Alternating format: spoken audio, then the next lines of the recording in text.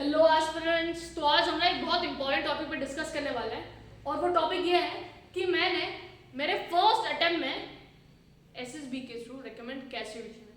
ठीक है, क्योंकि यार देखो, ये जो एसएसबी का रिकमेंडेशन है वो बहुत लोगों को बहुत डिफिकल्ट लगता है, कुछ लोगों को आसान लगता है जो ऑलरेडी रिकमेंड हो चुके हैं। अब देखो यार, तुम्हें कोई भी चीज़ को क्लियर करना है ना, तो एक स्ट्रक्चर वे होता है जिसके थ्रू तुम उसे अप्रोच कर सकते हो।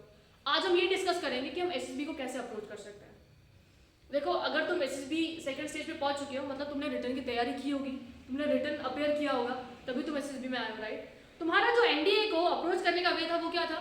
तुमने सबसे पहले ये जाना होगा कि एनडीए मुझसे क्या क्या डिमांड रखता है, एनडीए मेरे अंदर कौन से स्किल्स पता करना चाहता है, राइट। अब हमको ये मालूम है कि जो एनडीए हमारे क्या क्या स्किल्स चेक करता है। एक हमारी मैथमेटिकल स्किल्स, कि क्या हम मैथ्स में अच्छे हैं या नहीं, क्योंकि मेजर सेक्शन तुम्हारा जो मैथ्स का भी होता है, राइट।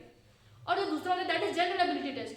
तो एनडीए का जो रिटन एग्जामिनेशन है वो चीज सिर्फ दो चीजें डिमांड कर रहा है कि क्या एक कैंडिडेट में मैथमेटिकल स्किल्स अच्छी है या नहीं है, और दूसरा is your general ability section, या जिसको हम बोलते हैं जनरल एबिलिटी टेस्ट। वो बस चेक करता है कि क्या इस बंदे में जनरल नॉलेज भरा है, क्या इसका थोड़ा बहुत जो बेसिक्स है उसको उसके बारे में मालूम है। देखो, तुम्हें पता है कि यार ये दो चीज़ें मेरी एनडीए की रिटन में चेक होने वाली है, राइट। तुम उसी के अकॉर्डिंग प्रिपेयर करते हो, है ना। तो आज हम ये जानेंगे कि एसएसबी की डिमांड्स क्या है, एसएसबी हमसे क्या क्या होप्स रखता है, या क्या वो चाहता है कि यार एक कैंडिडेट में कैसी कैसी क्वालिटीज भरी होनी चाहिए। क्योंकि देखो, एसएसबी की प्रिपरेशन तुम्हें करनी है तो तुम्हारे पास एक वे तो होना चाहिए ना, तुम्हें एक चीज़ तो होनी चाहिए उसको अप्रोच करने के लिए। अब तुम्हें यही नहीं पता कि यार एसएसबी मुझसे क्या डिमांड रख रहा है, तुम उसको प्रिपेयर कर पाओगे एक स्ट्रक्चर्ड वे में? नहीं।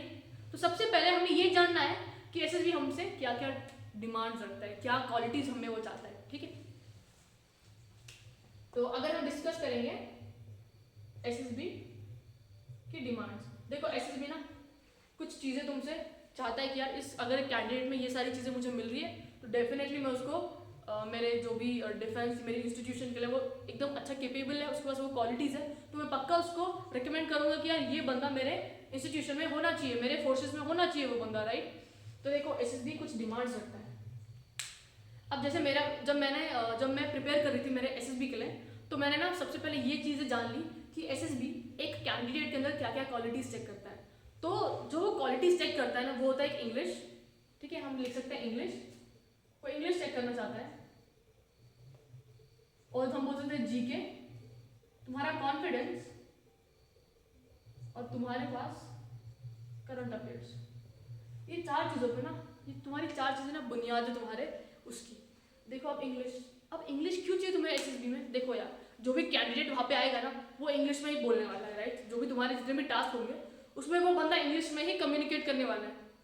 अब तुम्हें इंग्लिश टूटी फूटी आ रही है तो तुम कैसे कम्युनिकेट कर पाओगे, तुम तुम्हारे जो थॉट्स है वो कैसे डिलीवर कर पाओगे? तुम्हें लग रहा है यार बैक ऑफ द माइंड चल रहा है कि यार मेरी इंग्लिश अच्छी नहीं है लोग हंसेंगे, मेरी इंग्लिश अच्छी नहीं है लोग हंसेंगे, तो ये तो नहीं होने वाला। क्योंकि एसएसबी में सब बच्चे अगर इंग्लिश में बोल रहे हो, तुम हिंदी में बोलोगे तो काइंड ऑफ तुम्हारे लिए खुद के लिए ऑकवर्ड हो जाएगा, तुम्हारा ही कॉन्फिडेंस थोड़ा सा गिर जाएगा। तो जो मैंने फर्स्ट चीज़ देखी थी ना कि यार मेरी इंग्लिश थी वो वीक थी, तो मैंने इंग्लिश को इंप्रूव करने के लिए क्या किया, आई स्टार्टेड रीडिंग नॉवेल्स। तो मेक श्योर तुम्हें जो मन कर रहा है ना तुम उठा लो, चाहे वो सेकेंड की बुक हो चाहे वो थर्ड की बुक हो, बट मेक श्योर तुम्हारी जो इंग्लिश है ना वो ऐसी नहीं एकदम ग्रेट होनी चाहिए, अमेरिकन के जैसे जाके तुम उस एक्सेंट में बात कर रहे हो वो नहीं चाहिए। बस हमें इतनी हद तक की इंग्लिश चाहिए ताकि हम हमारे पास जो भी कंटेंट है हमारे दिमाग में भरा हुआ, जो भी पॉइंट्स है उसको एकदम आराम से डिलीवर कर दें, ठीक है, विदाउट एनी हेजिटेशन, कि जो सामने वाला बंदा है ना वो भी समझ पा रहा है कि यार ये बंदा बोलना क्या चाहता है, ठीक है। इसलिए हमको इंग्लिश में इंप्रूव करना है। सबसे पहले मेरे को पता था कि यार जो मेरा वीक पॉइंट है दैट इज इंग्लिश। इंग्लिश मुझे ऑब्स्ट्रक्शन या मेरा एक काइंड ऑफ हिंड्रेंस बन सकता है, तो आई स्टार्टेड रीडिंग नॉवेल्स। तो इंग्लिश के लिए मैंने सेकेंड थर्ड की बुक्स भी रीड किए, नॉवेल्स भी रीड किए हुए। नॉवेल्स के साथ स्टार्ट कर लो, न्यूज़पेपर्स रीड कर लो, दिन का न्यूज़पेपर पढ़ लो कि तुम्हारा करंट अफेयर भी प्रिपेयर हो जाएगा, तुम्हारा इंग्लिश भी स्ट्रांग हो जाएगा। तो इंग्लिश के लिए आई स्टार्टेड रीडिंग नॉवेल्स। मैंने सेकेंड थर्ड फोर्थ फिफ्थ सारी बुक्स उठा के पढ़ना चालू कर दिया, क्योंकि मेरे को पता था कि यार अगर कुछ करना है तो उसके लिए कुछ ना कुछ तो एकदम ढंग का, अगर इंग्लिश इंप्रूव करनी है तो तुझे कुछ ना कुछ तो करना ही पड़ेगा, ठीक है। सबसे फर्स्ट चीज़ इंग्लिश, मेरा इंग्लिश वीक था, आई स्टार्टेड रीडिंग नॉवेल्स। उसके बाद मुझे पता था कि जो एसएसबी है वो हमसे जनरल नॉलेज वाली चीज़ें भी डिमांड करता है, और आई न्यू कि मैं बहुत पुअर थी, या अब भी हम पुअर हैं जनरल नॉलेज के सेंस में। तो मुझे पता था कि मुझे मेरा जनरल नॉलेज इंक्रीज करना है, मेरा अवेयरनेस इंक्रीज करना है, क्योंकि मेरा जो जनरल नॉलेज वाला सेक्शन है ना, वो मेरे जीडी में, मेरे लेक्चरेट में, मुझे स्टोरी फॉर्म करने में, इन सारी जगहों पे ना बहुत काम आने वाला है। तो I started working upon my GK as well. मैंने डिफरेंट बुक्स उठा ली जनरल नॉलेज वाली, वो पढ़ना स्टार्ट कर दिया। ठीक है, देखो यार, तुम जब रिटर्न तक करते हो ना, तुम बस उसी मोड में होते हो कि यार मुझे रिटर्न क्लियर करना है, रिटर्न क्लियर करना है। ठीक है, अब तुम्हें पता है कि यार एसएसबी बहुत इंपॉर्टेंट स्टेज है, तुम्हें जनरल नॉलेज भी उसी वे में प्रिपेयर करना है, क्योंकि यार कुछ चीज़ें तो मालूम होनी चाहिए ना, राइट? कि यार जो भी चीज़ें हो रही है इंडिया में, वो कौन सी कमेटी संभाल रही है, कौन क्या कर रहा है, कौन क्या नहीं कर रहा है, राइट? तो जनरल नॉलेज भी एक हद तक तुम्हारे अंदर होनी ही चाहिए। तो मेक श्योर तुम तुम्हारे जनरल नॉलेज पे भी वर्कआउट करो, ओके? उसके बाद आता है कॉन्फिडेंस। देखो यार, चाहे फिर वो तुम्हारा लेक्चरेट हो गया, चाहे वो तुम्हारा ग्रुप डिस्कशन हो गया, चाहे वो तुम्हारा ग्रुप के सामने आके नरेशन हो गया, उसके लिए ना एक काइंड ऑफ कॉन्फिडेंस चाहिए होता है। और मुझे पता था कि मेरा कॉन्फिडेंस उतने हद तक का नहीं है। क्यों? कॉन्फिडेंस कब आएगा? जब तुम एक वेल प्रिपेयर्ड हो, जब तुम्हारे पास कंटेंट अवेलेबल हो। लेक्चरेट में तुम्हारे पास, तुम्हें एक ऐसा टॉपिक दे दिया जिसके बारे में तुम्हें बिल्कुल नॉलेज नहीं है, और बोल दिया कि यार जाके तो 3 मिनट है उसके ऊपर कुछ भी बक। बोल पाओगे? नहीं बोल पाओगे ना। कॉन्फिडेंस तभी आएगा जब तुम्हारे पास कंटेंट होगा, राइट? तो ये कुछ छोटी छोटी चीज़ें ना बहुत इंपॉर्टेंट है।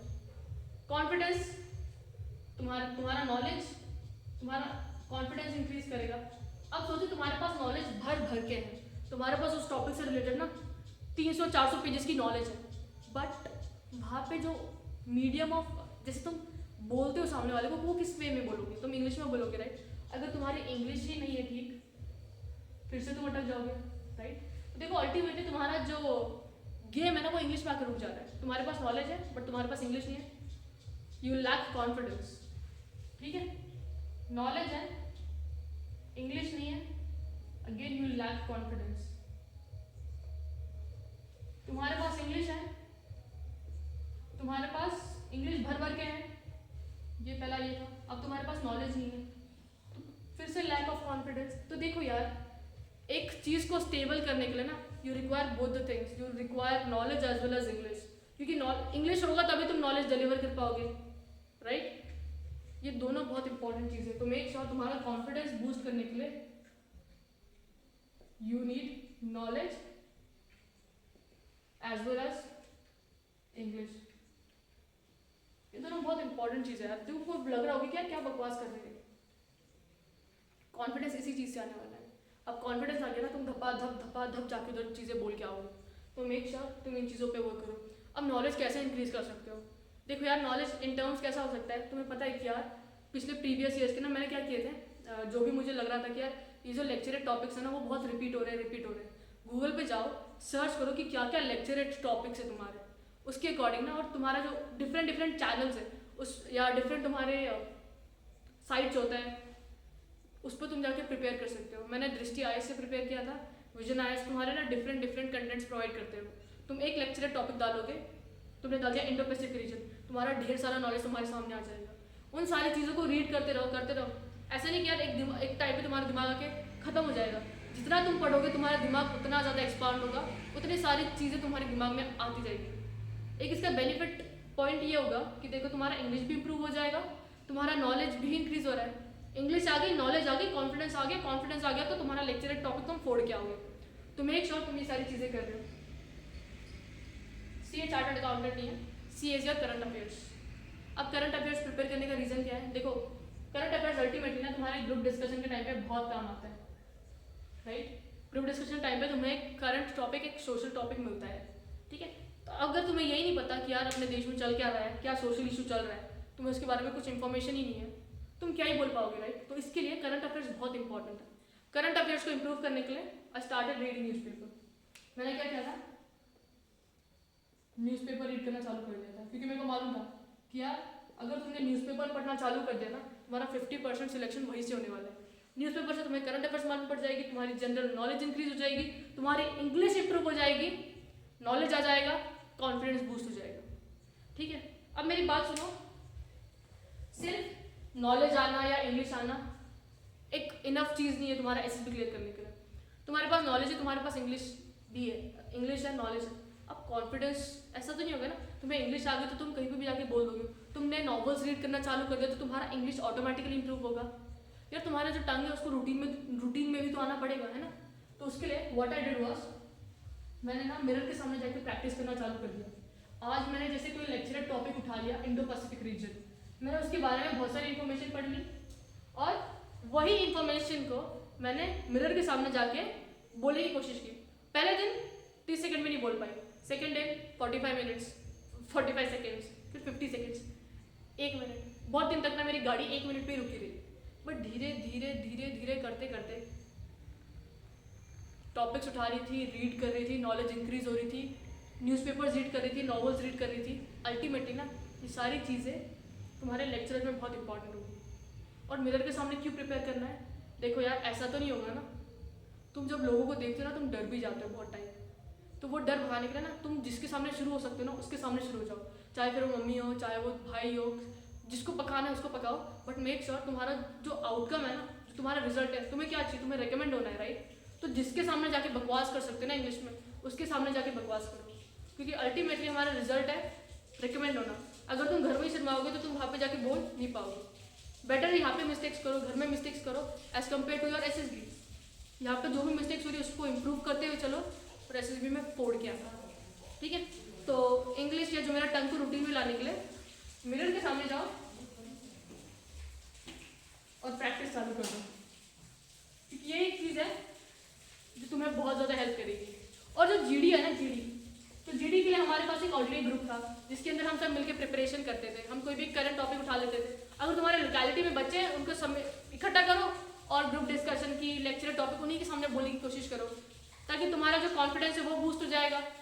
अब देखो तुमने एक टॉपिक प्रिपेयर किया, तुम्हारे जो 4 बच्चे उन्होंने कुछ और टॉपिक प्रिपेयर किया, एक दिन तुम सब बैठ के तब टॉपिक्स डिस्कस करोगे तो अल्टीमेटली तुम्हारे 5 टॉपिक्स डिस्कस हो जाएंगे, तुम्हारे 5 टॉपिक्स प्रिपेयर हो जाएंगे। तो ये भी बहुत अच्छा वे है जिसके थ्रू तुम ये सारी चीज़ें अच्छे से कर सकते हो। Hope you like the video guys, अच्छे से प्रिपरेशन करते रहो।